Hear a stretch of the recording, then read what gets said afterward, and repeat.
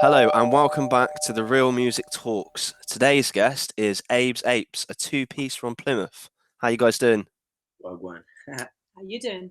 Not too bad at all, not too bad. Um, so I wanted to start with talking a little bit about your musical style because I've listened to Oh, like a lot of your guys' stuff and it is very diverse. So I Mm. wondered like where that kind of comes from. I don't know. You always want to do that? Honestly, the reason why it's so diverse is because I've only just joined the band myself about less than a year ago, and I've been making songs which are completely different style to Sam's style of music. So I Hmm. don't have style of yeah, music. it's like we've kind of been trying to find our sound, which is why it's so at the moment so weird.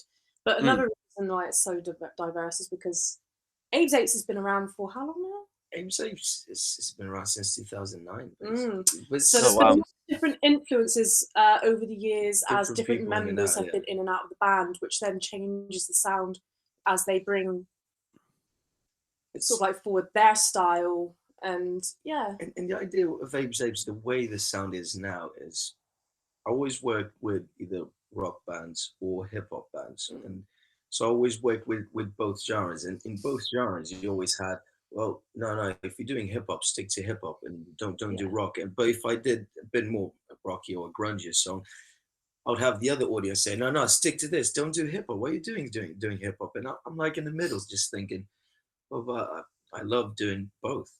Mm. So it just Why not do depends. both? It's depends. Like I wake up one day and think, let's just do this. Yeah, it's like some of our songs are a little bit more sort of like indie rock, Yeah. More of an and indie rock yeah, vibe. Yeah, some never. some of them are a little bit more sort of like trap or hip hop. It depends on But it's what always song he that wants to make that day. what we call alternative rock hip hop, which is always alternative rock, alternative hip hop, alternative rock with hip hop. It's always within that genre. It's weird to find, especially these days where music just evolved so much. It's hard to stick to one genre. I think it's quite limiting to do that to yourself as a band as well in terms of like where you're coming from creatively. So in terms of like the band's history, could you talk through that really briefly? Like where did you guys start and how did you get to where you are now? It started 2009. We started out like a jazz hip hop project in Lisbon, and Right. then we got signed. At the time when we got signed, the producer that was doing the Apes with us was he came out of the band because he had too much work in his hands, and we had another producer join in from the label, and he stuck around for years. We were together playing. We played Lisbon. We played the whole Portugal. We played Spain. Then we came to the UK, played around the UK as well. And it was up till last year that he stuck around. Last year, he had some family issues and he had to come out. About the same time, she joined up, and we got stuck with no producer and no guitarist Yeah, that was a because mess. I Quite could tricky. produce or play, or she No, could play a little bit guitar, if but you I couldn't play guitar or if you produce. yeah if you listen to some of our earlier songs, you can hear the difference in quality uh, Mm. with all of it to what it is now within such a short space. Lockdown's been a blessing. Yeah, well, it has. Lockdown gave, especially Sam here, the time to just make loads of songs and practice his producing. He's getting really good. I'm also hyperactive, so I just He never stops. Like seriously, at the end of the day, I go home and I go sleep. He'll carry on going until God knows what time in the morning. Which it's fun I'm though. actually kind of thankful for because we'd not be anywhere near where where we are today if it wasn't for the fact that he just never stopped. Oh, my ADHD. Bless your ADHD. That's interesting. Could you talk a little bit about that? Do you think having ADHD is sort of drawn you to music more to express yourself? It did. Most of my family, they're painters, and they focus on a lot of them on art, but Mm. they're patient in what they do. So they paint, they do all these things. Because of my ADHD, I could never stick to just sitting in one place painting or sitting in one place just writing. and I think that's what led me into music, because I could still be creative, but I didn't need to stay still, just stand still one place. It's like you can go on stage and jump around like a lunatic. Exactly. He wants to, and then the next day he can be in the studio making a song. Normally make a song from scratch all in one day. This dude, it's like he's managed to write the lyrics, make the beat, get it all sorted, even mostly EQ'd it by the end of the day. He just love it. Musical genius. Love it. I wish. Does that follow the same kind of like process every time, or is it vary completely like depending on the song, or like how does the creative process look like for you guys? Sometimes starts with a chord. Sometimes just make some lyrics. Yeah, it's like I'll just make some lyrics, and then he'll be like, "Oh, I got the perfect sort of like chord progression for this," and then yeah, we wing it. It depends. We wing it. Sometimes honestly, let's just make a song Randomly from let's scratch. make a song. Yeah. And yeah, we did 2 covers this week that we're going to release, and we sat down and we were looking into, because we don't really do covers, but we were looking into it thinking, are we going to make a cover that's a different approach? And what we realized is most people doing covers, they're following the whole structure. So they're following the structure, the guitar structure, and then even the riffs and everything. It's always very similar. Even if you change the effect, it's trying to mimic that. What we did, what I thought was like, let's try to make this a little bit interesting and just see what we can do. So we just use the vocals and the main guitar as a base for the song. So these are the chords, these are the lyrics, this is roughly how you sing it. And now let's make everything from scratch without even looking at what chord progression they use on riffs or bass lines or anything, and make this song into our song. If we had these lyrics in these chords, what would we do? And right, that's an interesting approach. Yeah, it's gonna be fun. It's done. We're gonna do the videos next week and release it, or probably the week after. But it's been fun. It's been really fun approaching covers, because we never did many covers, and it's been real fun. Okay, that's interesting. So like in terms of your musical background, maybe like talk about this separately. Like, how did you both get into music? And like, what's your journey been? Did you pick up guitar first? Like, how did that kind of progress? For me, I was helping my auntie to move, not last summer, the summer before, and her son had a red child's guitar, but they couldn't take it with them. So they were like, "Would you like to take it home for the kids?" I was like, "Oh, okay then." So I took it home and I just started practicing a little bit using some YouTube tutorials. And I posted a song, because I was never really a singer. But I thought, yeah, I'll post a song up on Facebook because my friend told me to.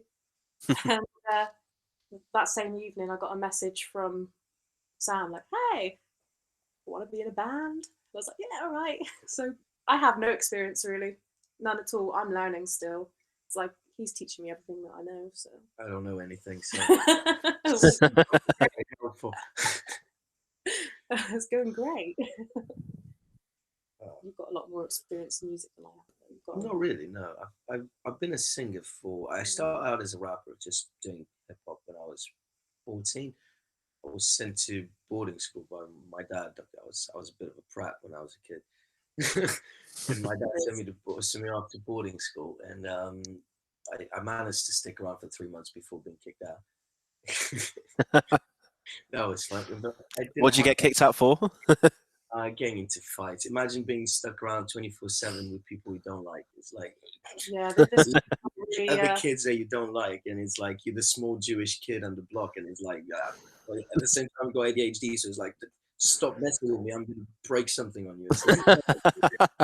He's a great role model for the youth. But no, I was and I only had 3 albums. I had one Portuguese underground hip hop album with like random underground bands from the early 2000s, and then I had a Missy Elliott album, and I had a Busta Rhymes album.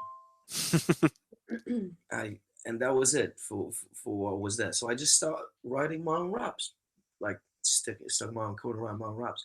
After I was kicked out, I just carried on. Everyone's like, "Oh, you shit." I'm like, "All right, I'll just carry on." And then I just had the first project, then start having bands, start singing, start learning how to sing, got involved into more stuff. And last year I had to learn how to produce and play the guitar. So it was like, all right, see how this goes. And it's been a hell of a ride. Last year, if you came and told me last year, oh yeah, you'll be producing and playing songs, I'm like, nah, I can't even play two chords. What the hell are you on about? Yeah, if you told me this time last year that I'd have music on Spotify, I'd have laughed. Well, there is this. Yeah, There's right. this kid. You don't need Universal. No. Thank you, DistroKid. Highly recommend them. Little plug, you should get paid for that. Yes. Yeah. Raid Shadow Legends. We get a sponsorship.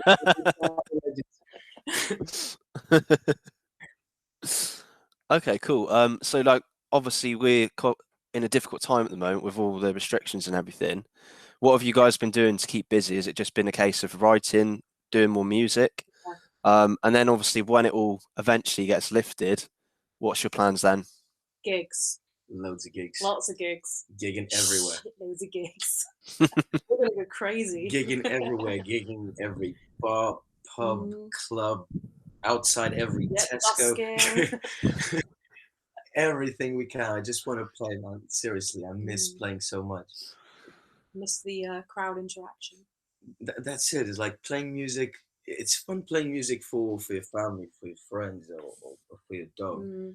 But and doing sort of like little sessions online isn't the same. It's not the same. Yeah, you get the likes and you get the stuff pop up, but it's not the same as having the heckler in the corner just going, "Play Wonderwall." It's not the same. That's interesting. What sort of experience have you guys had like before the restrictions with gigging then?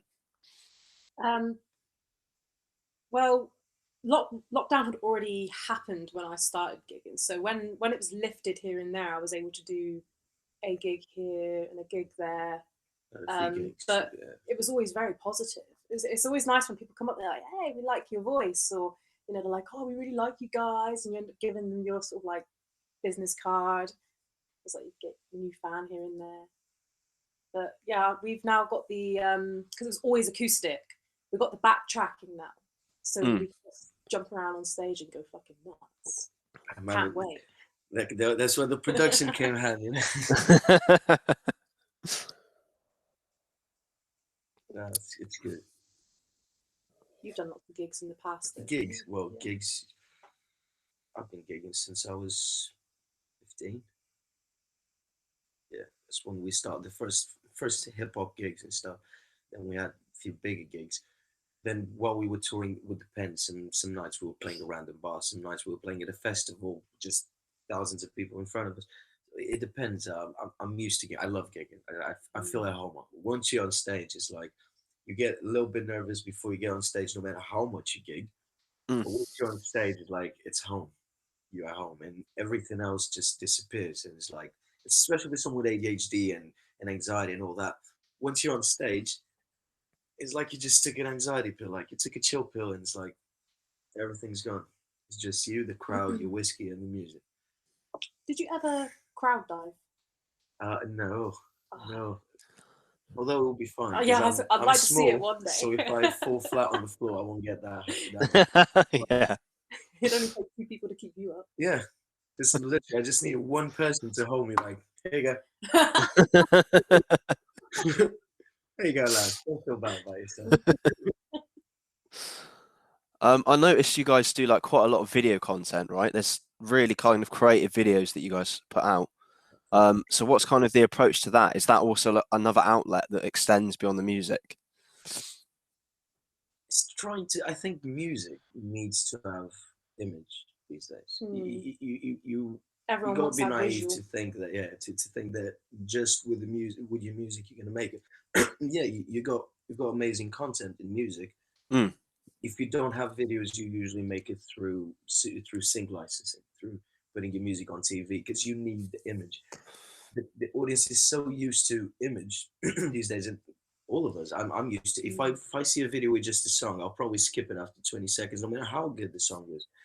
there's a video that will hook me, will get me into the song. And once you're into the song, you just need to get the people into the zone. And once they're into that zone, that's what hooks people. That's what hooks me to music. So I think that's how we should make music. I found most of the artists that I listen to, I normally find them through YouTube first. They sort of like just pop up on the timeline. Yeah, same here actually. There's been a couple recently on Facebook where they've got like the little bit of their video on the adverts. So it is, yeah, it's normally the video that draws me in. Because let's face it, everyone likes either the person that's pretty. So it's like if someone's really good looking and they've got a nice voice, I'm more likely to be like, I'm going to follow them.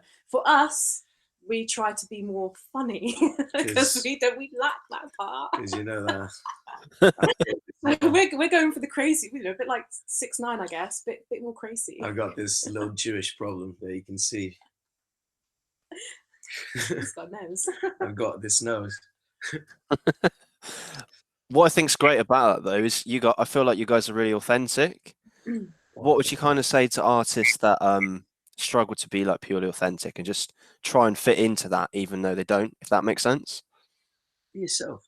Yeah, I've tried to act more like those other artists that you see on Instagram. So, yeah, it just didn't work.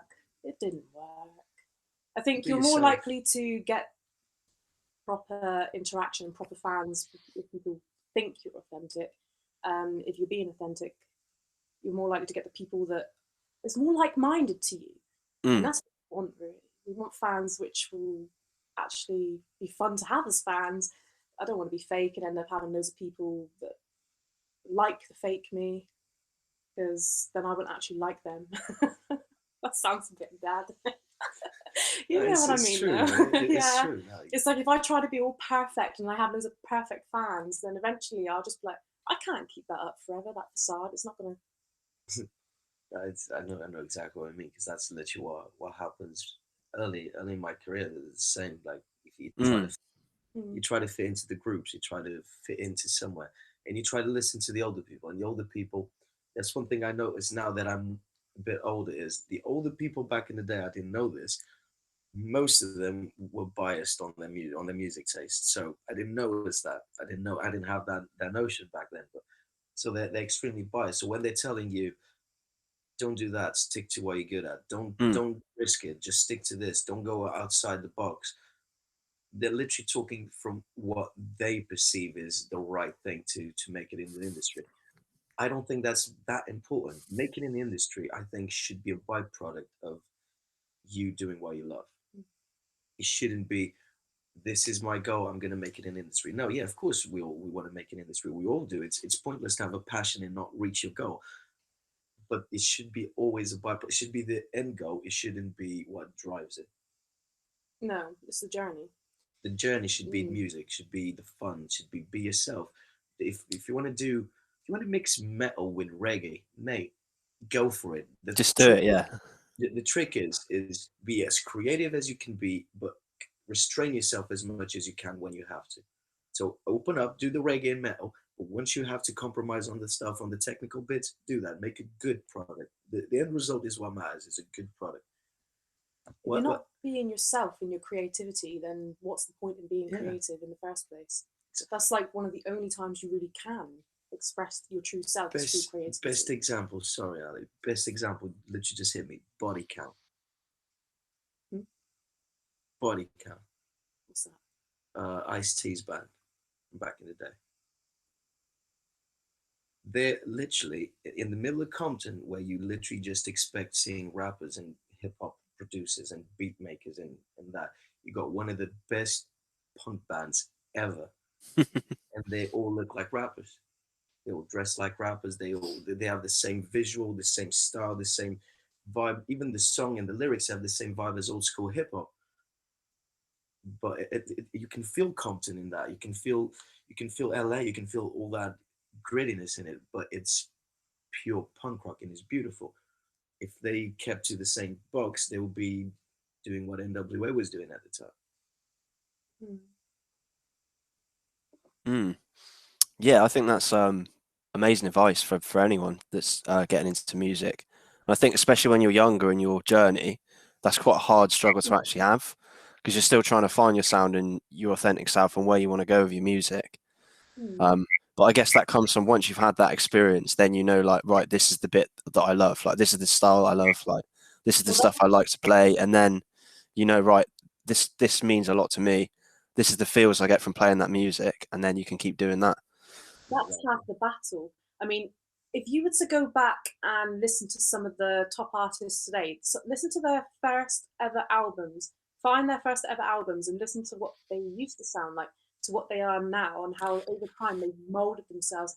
You're not going to just be like, I know what I am. Exactly. Yeah. No, there's always that finding yourself. And I guess imitating other people at the beginning can help you to find yourself. It can.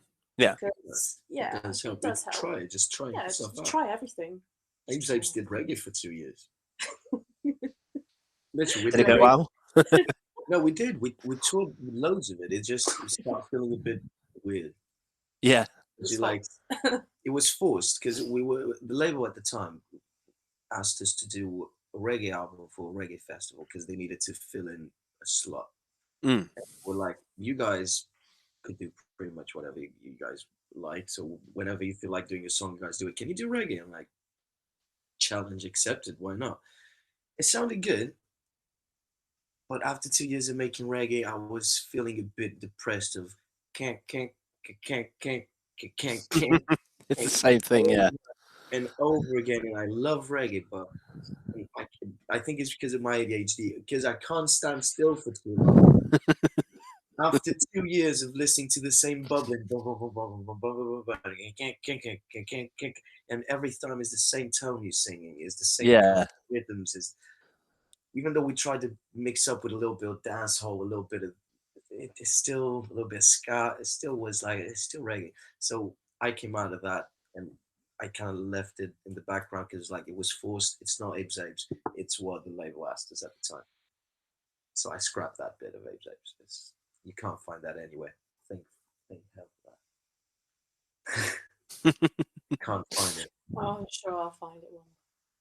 You can find it. It's in the hard drive in your house. I'll post it up for everyone. The album is in the hard drive. No one else can find it. That would be cool. Okay, cool. So we're pretty much out of time now, but I know you guys are going to perform a song exclusively. We talk loads. Sorry, mate. No, that's amazing. But yeah, like thanks for coming on, and I'm really looking forward to hearing this. So take it away. Let's hear it. It's all acoustic. Yeah, I'm just grabbing the guitar literally and playing it. I haven't played this in ages. It's one of those originals we wrote for an album we're planning on releasing in the summer. So we kind of made the song and left it in the background. It's Capital on the 5th, wasn't it? 5th or 3rd.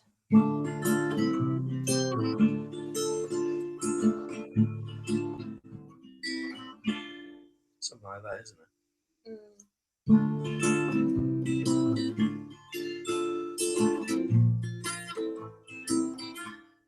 That's it.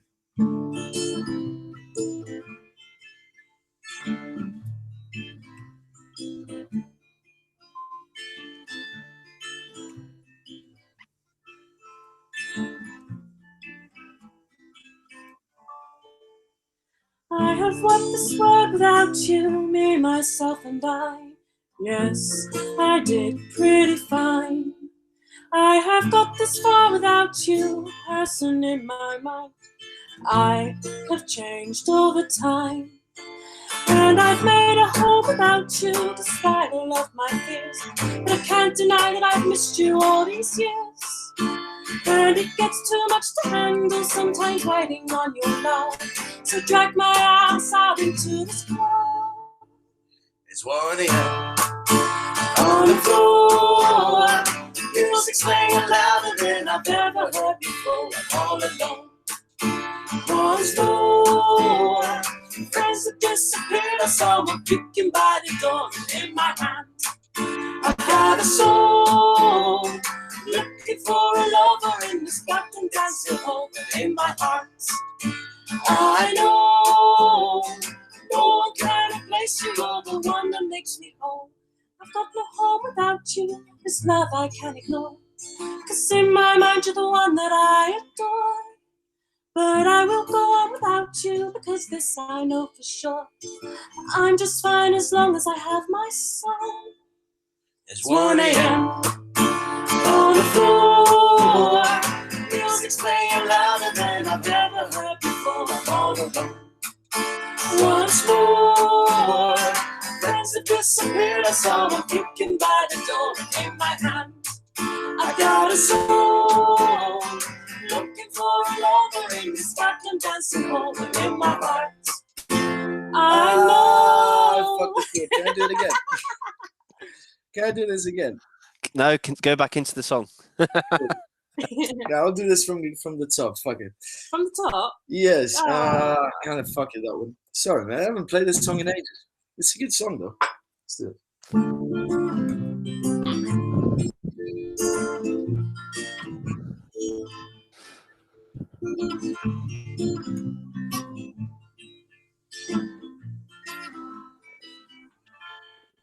I have walked this world without you, me, myself and I.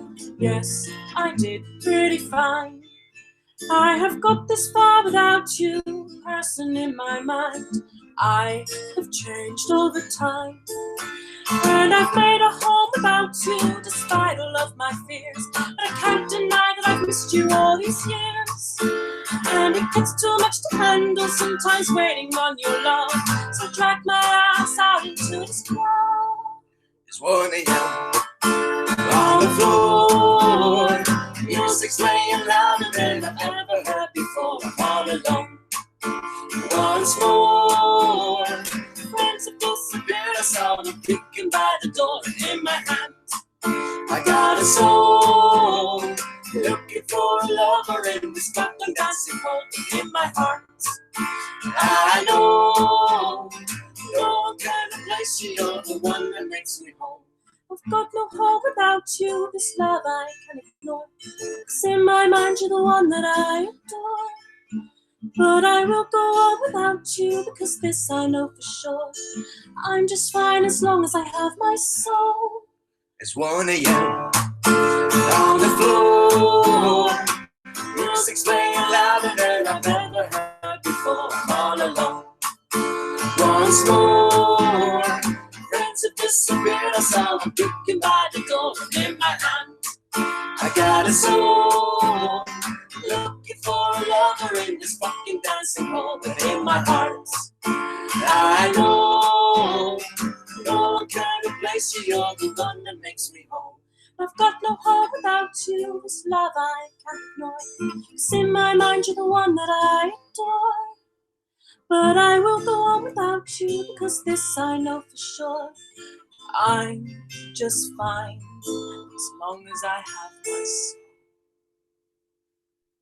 soul. Boom. Yeah. I was not Nailed expecting it. to sing today.